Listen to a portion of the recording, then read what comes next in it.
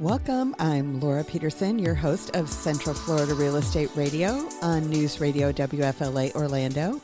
I'm from Your Home Sold Guaranteed Realty, and to discuss the sale of your home, you can call or text 407-566-2555.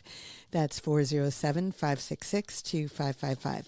So basically, what I wanted to talk about, first of all, is always the stats. And these are stats from January 28th to February 3rd.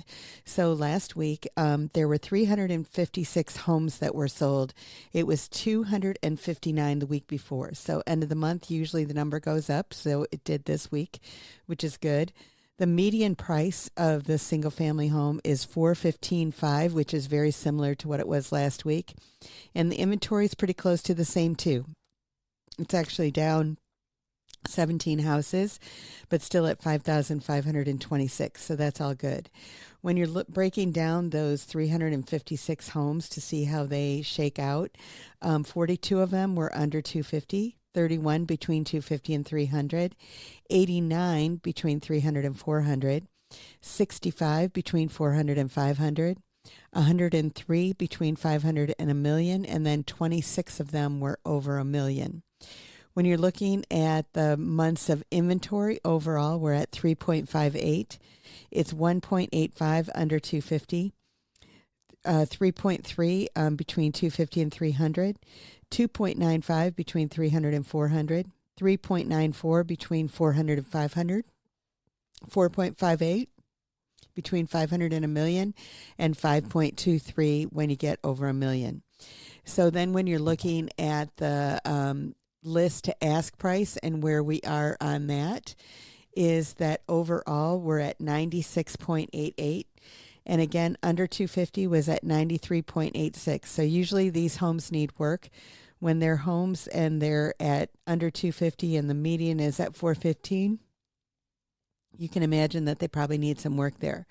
So then between 250 and 300, you come a little bit to 96.42. Between 300 and 400, it's at 97.86. Between 400 and 500, it's 98.38. Then between 500 and a million, it's at 97.55. And then over a million, it's at 94.77. And the average days on the market was 58. So kind of all good when it comes to single family homes. Now looking at the condos, townhouses, and villas, there were 116 that sold last week, up from 77 the week before.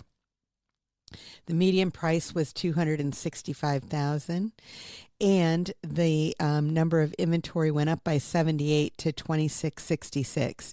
So I think there's actually a little bit of room in the condos, townhomes, and villas here, because the months of inventory is at 5.3 overall, and when you get between 300,000 and higher, you're over 6 months. Except for over a million, because there was one that sold there and there's only 3 months of inventory there. But basically, of the 116, 52 of them were under 250, 20 were between 250 and 300, 24 between 300 and 400, 11 between 400 and 500, 6 between 500 and a million, and then 1 over a million. So when you're looking at the months of inventory, like I said, it's 5.3 overall. And under 300,000, it's under 5 months. And then 300 to 400, 6.45, 400 to 500, 8.1. 500 to a million is 8.22, and then 3 months over a million. So because one sold, there aren't a whole lot on the inventory there. Now, list to ask price, for single family homes was at 96.88. It's at 96.89 for the condos. So pretty close.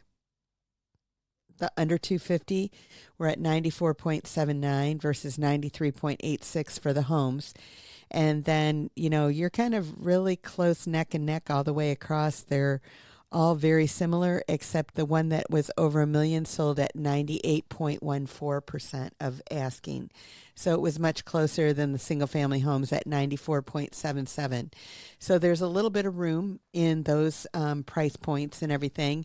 But basically the bottom line is that our market is stable, looking really good, and moving in the right direction, which is what we like to say. See. So if you're just joining us, you're listening to News Radio WFLA Orlando. I'm your host, Laura Peterson from Your Home Sold Guaranteed Realty. This is Central Florida Real Estate Radio with you every Sunday at 8 a.m. Remember, if you'd like to reach us at Your Home Sold Guaranteed Realty, you can call or text 407-566-2555. That's 407-566-2555. So one thing that I found extremely interesting this week is that in the fourth quarter of 2023, that 32% of the home sales were new builds. So, our numbers that were on the MLS, the multiple listing service, were down substantially in 2023 from 2022 and 2021. Actually, 2022 is pretty similar to the number and everything. The price has not changed. It went up slightly. I think it's like 0.4% or something like that is what it went up. But basically the bottom line is that there is a lot of new construction that's being sold out there. And I always tell everybody that if it were me, I would be working with someone like myself when it comes to new construction, because there are just so many communities, so many variables and everything out there that you don't know necessarily where to find them all, and where to find the inventory homes that are going to give you those great interest rates, which are what people are looking for, that are still going to give you excessive closing costs and that kind of thing as well. So the average person out there is looking, for that new construction versus a resale if they could. Even though they know they're paying a little bit more, but they know they're going to get, some warranties and that kind of thing. And they're looking for that certainty, especially that first-time buyer. Now, we're going to talk about some millennial buyers that they're really saying, hey, we'll take anything. Basically, I don't care what the interest rate is and what the condition and that kind of thing. We just want to get a house and get our feet wet and all that kind of good stuff, which may or may not be a good thing. But basically, if they find the right thing, then I think it's great. And they just need to go into it with their eyes wide open. But basically, what's happened is that home building has definitely increased. So when I'm giving my stats week in and week out, they don't always include all of the new builds. They're going to include some of the new builds, but they're not going to include all of it. So that might be skewing the numbers a little bit, obviously, when you're looking at that, because the builders, they're in business to build houses, get them sold. And so if the market is a little bit slow because the interest rates are too high or whatever, then they're buying down the rates in order to get the people something that they can afford. And I know I talked last week that just a 1 point increase decrease in the interest rate was a $40,000 increase in the amount that someone could afford at a $3,000 payment. So it's quite substantial when the interest rate went from 3 to 7. So that's 4 points. So what people's affordability really has changed a lot. And that's part of the reason why there's not as many houses going on the market as well, because some of the sellers are out there waiting that, they're not going to pay cash for the next one. They've got a really good rate and everything right now with their mortgage, and they just don't want to make that difference or make that change. And so obviously, they're like thinking, I'm just going to stay where I'm at, ride this out, wait for the interest rates to go down, and then I'll make my changes and everything. But one of the things that I did find really interesting, and this is a nationwide statistic, but it says roughly 2 of every 5, 42% of new single-family homes sold in 2022 were for $500,000 or more, up from a third in 2021 and only 18% in 2020. So these new build homes are not cheap. which is what I find and everything as well. And there's a lot of options and a lot of things that you can do to lower it or to get something that you can afford. But in order to get in touch with us, call or text 407-566-2555. Find us online at centralfloridarealestateradio.com, and we'll see you after the break. Welcome back, everybody. I'm Laura Peterson, your host of Central Florida Real Estate Radio on News Radio WFLA Orlando.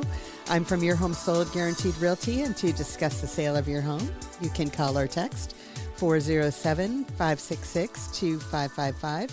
That's 407-566-2555. So basically, one of the things that I found this week that I thought was interesting again as well is that there are four Florida communities among the best selling in the U.S. And these are Central Florida communities, because actually there's a fifth one that's in Florida as well.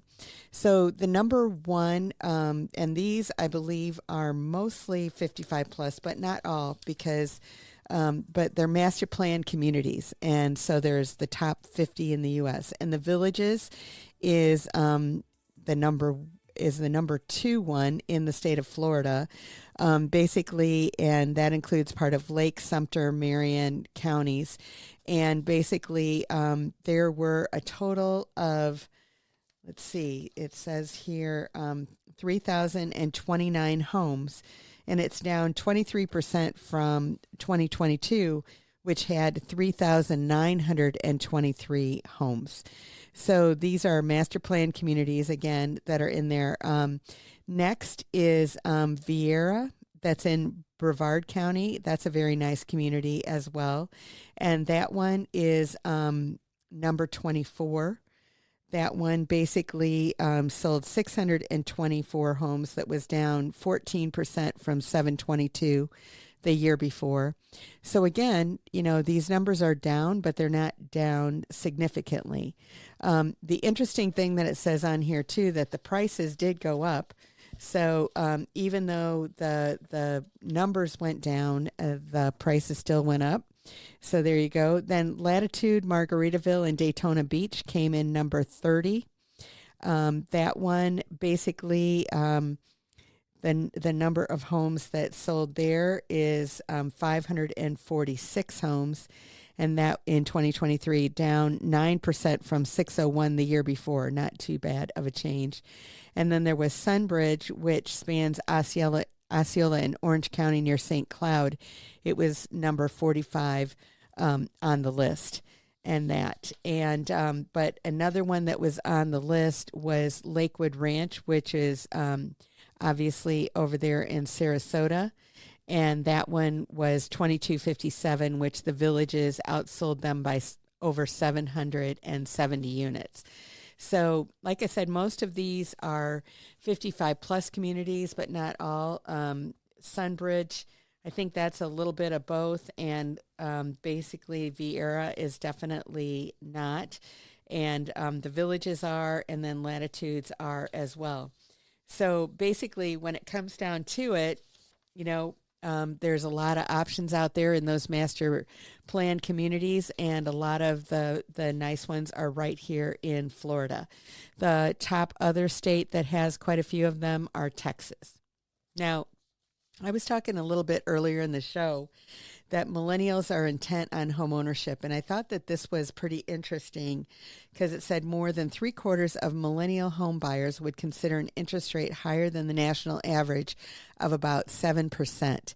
And basically, they're prepared to take drastic measures to buy a home, with 65% saying that they would pay up to a 10% mortgage rate, and 23% admitting they would buy at 15% or more. So that was a study by Clever Real Estate.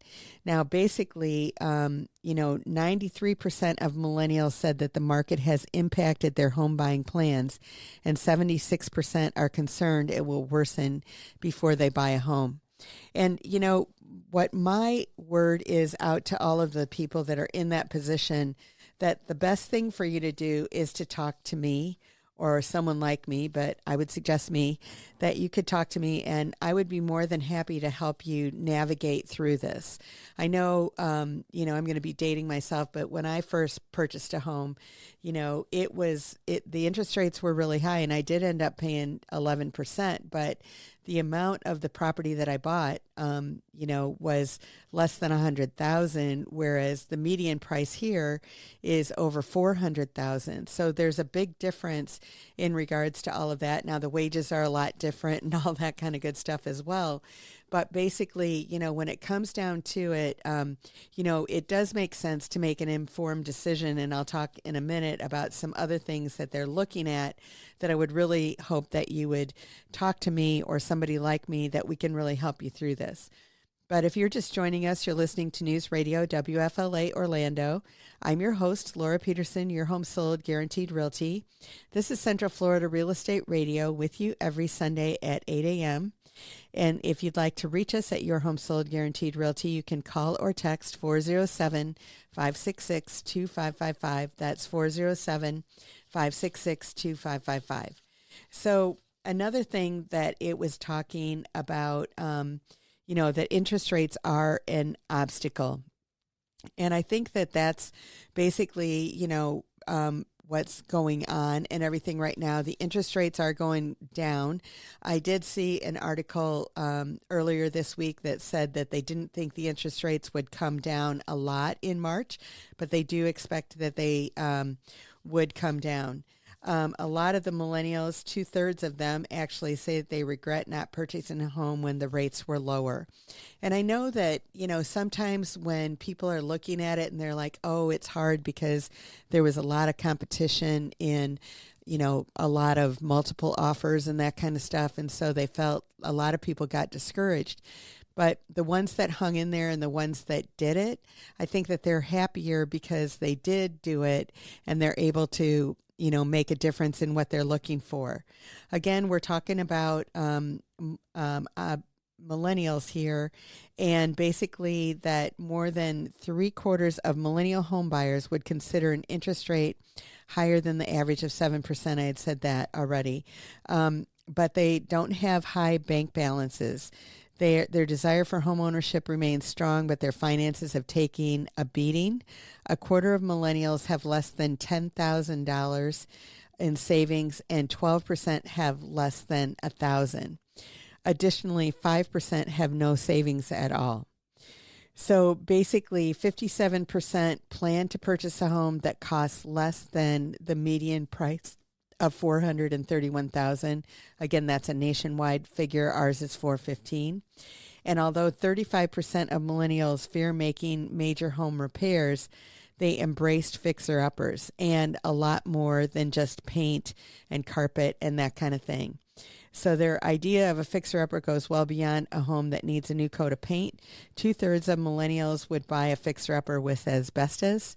62% would buy a house with mold. And 58% would buy a fixer-upper with bad foundation. And they're also open to buying sight unseen. About 85% of them would consider buying a home without ever touring it in person.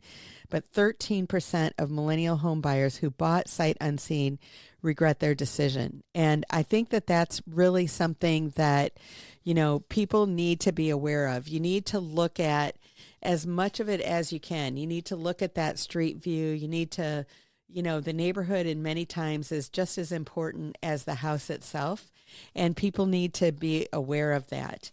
So our advice is for you're looking to break into the housing market, to put together a roadmap and plan ahead. And that's what I was saying, that I really think that I would love to talk to any of you millennials out there that are thinking like this, because I think I can really help you and save a lot of time, energy, and effort. Find the property that you want that's affordable for you, that you're going to be able to, be able to springboard to that next property. And that's something that is really important for first-time buyers. Usually 99% of the time is that the first house that you purchase is not going to be your final home. It's just going to be something to get you in there, to springboard you to the next step. And so we can definitely help with that. And, when it comes to the sight unseen, I would prefer people see the houses still, because there's a lot of things that you can't see in the pictures, and that I was just at a house the other day that it looks a little worn when you're in it, but the pictures look awesome. And so you just need to make sure that you're looking at apples to apples when it comes to these things. So in order to get in touch with us, you can call or text 407-566-2555. You can find us online at centralfloridarealestateradio.com, and we'll see you after the break. Welcome back, everybody. I'm Laura Peterson, your host of Central Florida Real Estate Radio on News Radio WFLA Orlando. I'm from Your Home Sold Guaranteed Realty, and to discuss the sale of your home, you can call or text 407-566-2555. That's 407-566-2555. So one of the things that I was looking at this week is basically the cost of changing roofs or repairs and that kind of stuff in what's going on. And basically these are costs from Central Florida. It's kind of a median price and that kind of thing.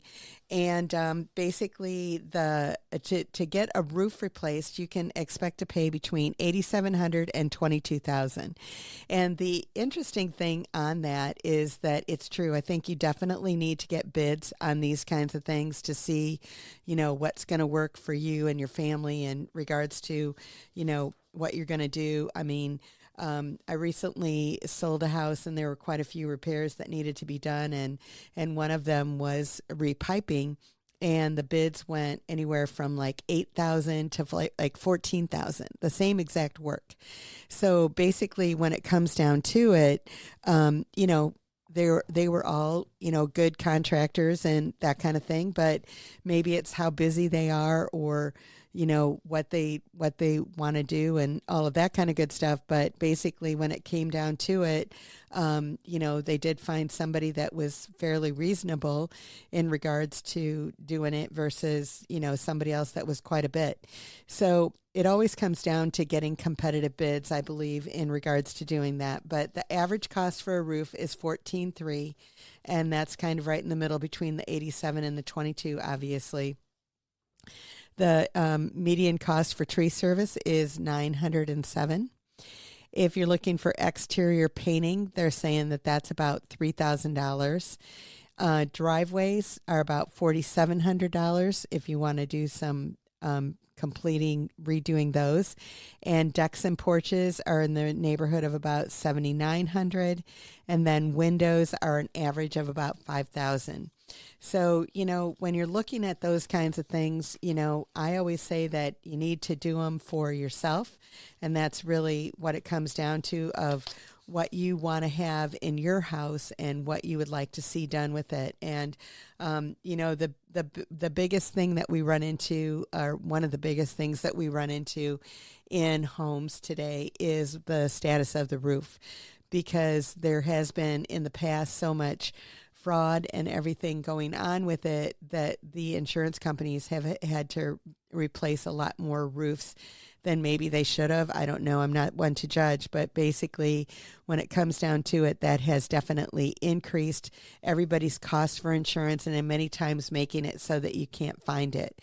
So, when it comes down to it, you want to make sure that everything is as it needs to be. I've got a house that's going to be closing here very shortly, and the inspector who did the 4-point inspection found a few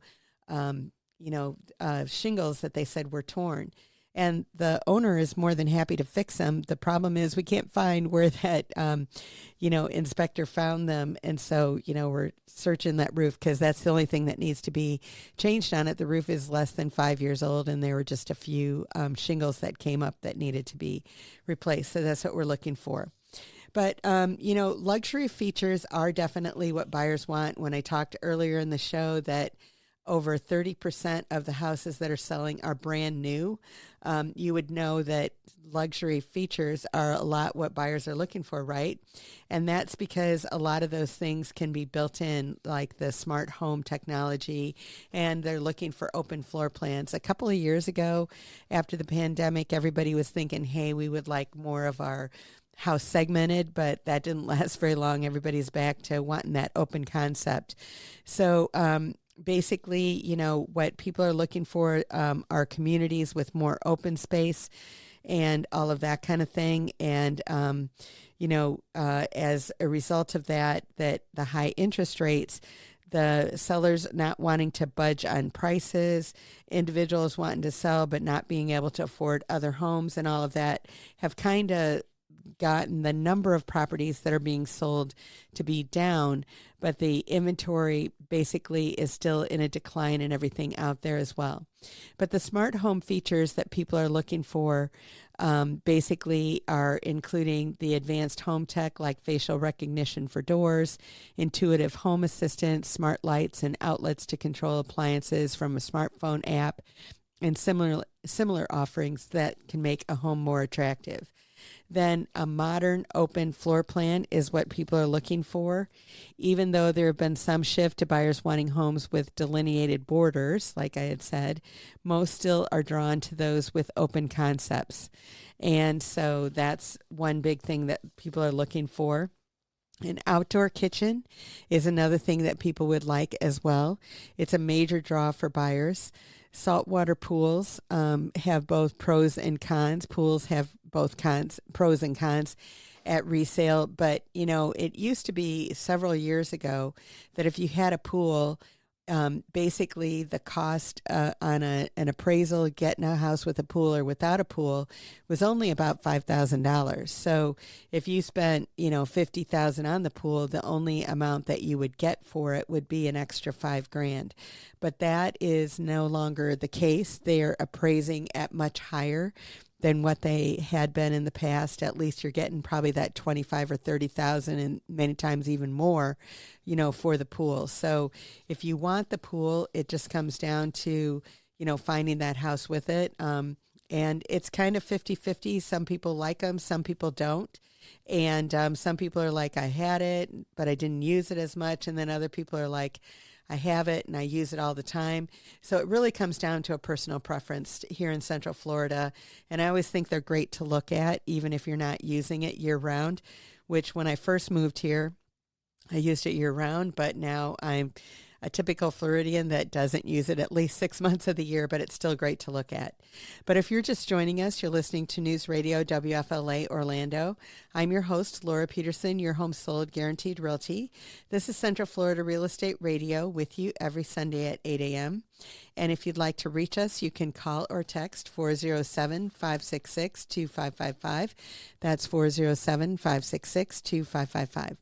So there's one more thing that people are looking for in in a house, and what they're looking for is an upgraded owner suite that's complete with luxury spa bath, a walk-in closet, built-in storage, a sitting area, and potentially access to an outdoor space that will have raves with buyers. That's definitely the way that a lot of the homes are built, is they've got that master in the back, and it does walk out. And a lot of times the master is the whole one side of the house. It's got the whole suite. And so you can go to it, the whole length of the home, whether you're looking outside or looking to the back. And that's basically something that's great. So that is no surprise when you're looking at that stuff and you look at the new home builders and what they're including and all of that kind of good stuff too, is that a lot of times they do have that open floor plan and that good flow.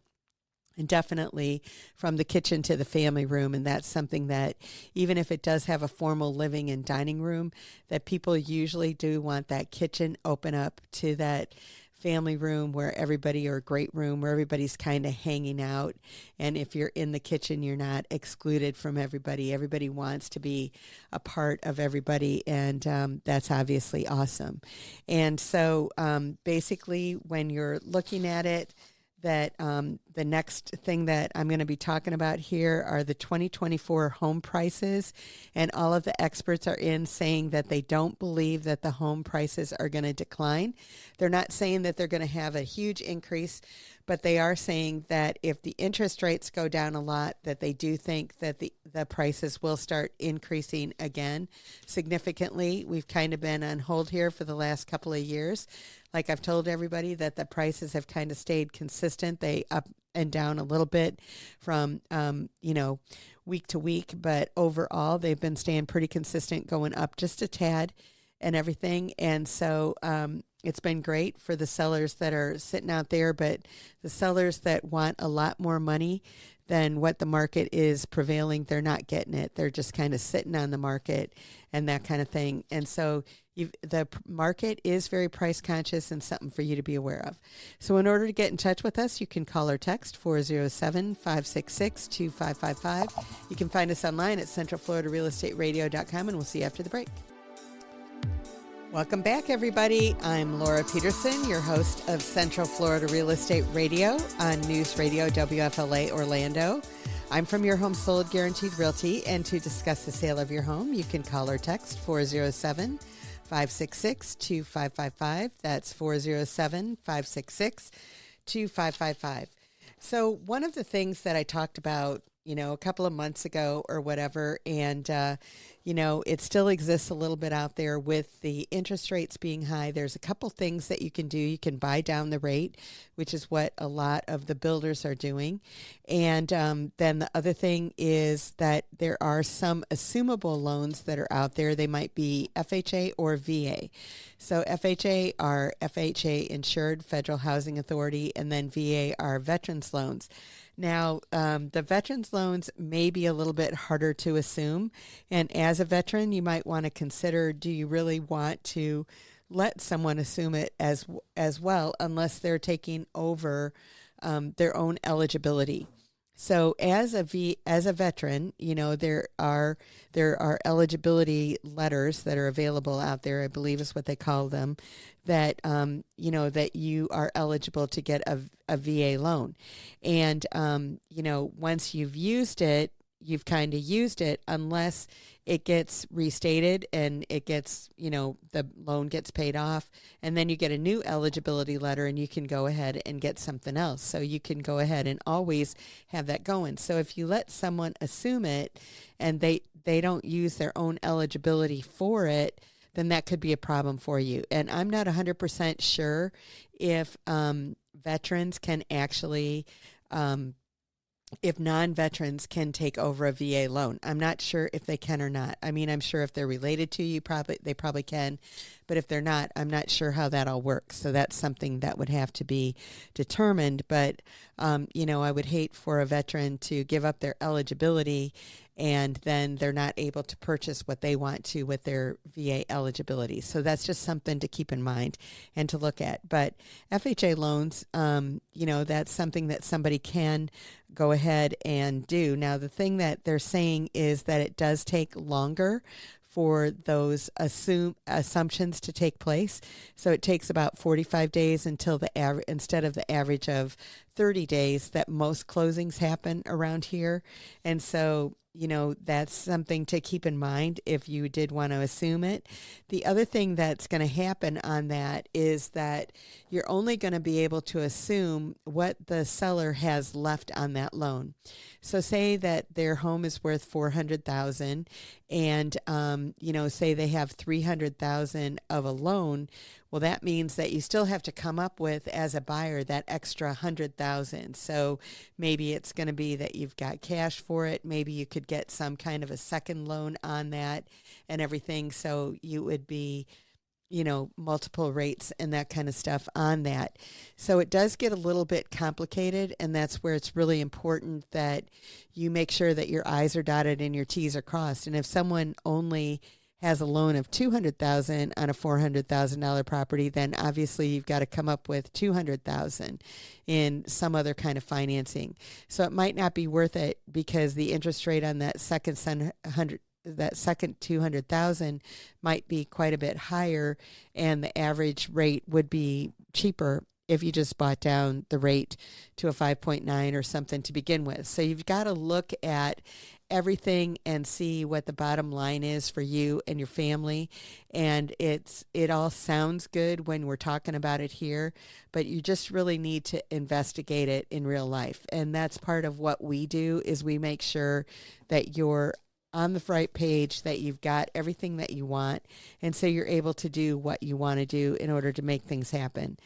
And that's what's really important to me, is that, you reach your goals when it comes to actually purchasing a property. And there's a lot of variables that are involved, a lot of things that can happen, and that's why it's so important to work with the right agents. And I was actually talking to somebody earlier this week, and one of the things that they were mentioning is that the study came out in regards to it was on real estate agents and everything of what's going on. And my goal is to really work with real estate agents to get them to be better. I love to do that day in and day out, and I've been doing that for years. I've been coaching real estate agents to be better. And I'm always love to work with any agent that definitely wants to do that. And I would definitely love to talk to any agent out there that you want to be better, and just to see if it's a right fit for us to work together. I mean, I would love to do that. But regardless of that, when it comes down to it, you want to make sure that you're working with people that are actually professionals. So this report that I was telling you about that came out, it stated that of all of the real estate agents that are out there, over 50% of them have sold 0 or 1 house in 2023. Just 0 or 1. That's it. And maybe it was 2022, that might be out too early for 2023. And then the next statistic that came out was that only 25% had sold 6 in a year. That's it. 25% of the agents sold 6 in a year. So that's like kind of scary. So that means that a lot of agents are obviously part-time or not doing it full-time if they're not even, on average selling 1 house a month. And so, my opinion is everybody should sell 1 house a month if you're in real estate and that kind of thing. And so basically when it comes down to it, you want to make sure that you're working with somebody that does it consistently and has done enough deals and done enough stuff that they've run into every kind of situation that we think that we know how to resolve problems. And that's basically what the bottom line is. So that's the difference between somebody who sells 0 or 1 house last year and now going to sell your house, or somebody like myself that's sold a lot more than that. And as a result of that, I've sold thousands of houses in my lifetime. And as a result of that, I definitely know how to deal with a lot of different situations. But if you're just joining us, you're listening to News Radio WFLA Orlando. I'm your host, Laura Peterson, your home sold guaranteed realty. This is Central Florida Real Estate Radio with you every Sunday at 8 a.m. If you'd like to reach us, you can call or text 407-566-2555. That's 407-566-2555. So now it's time for me to talk about the house of the week. And this house is actually a townhouse that's in Story Lake, which Story Lake, if you know where that's at, it's actually a vacation rental. Part of it's vacation rental. This particular property is in a vacation rental part of the community called Story Lake. It's right on Osceola Parkway, and so it's very close to Disney. It's very close to getting on 535, so you could get right to Universal and everything as well. So the location is superb for vacation rental properties. This property is actually a 5-bedroom, 4-bath home, and it does have a private pool as well. But at Story Lake, it's got all of the amenities, with a community pool that's like a resort-style pool and all of those kinds of things. And so it's just a great property. It comes furnished, obviously, because it is in short-term rental right now. And it's rented at least a couple of weeks a month is basically what's going on with it. So if you want it for the family compound and everything, then that's a great opportunity and everything too. Now the price on this is right around $550,000. It's got 2 bedrooms downstairs with a full bath, and then upstairs you've got 2 master suites, and then you've got another bedroom and another bathroom. So like I said, it's a 5-bedroom, 4-bath home, and the ones that are downstairs, one family could be there, and then you've got, the 2 master suites and another, child's bedroom, because it's got bunk beds and all that kind of good stuff upstairs. So I do have a video of this. If you're interested, just let me know and I'll be happy to get it out to you. But in order to get in touch with us, you can call or text 407-566-2555.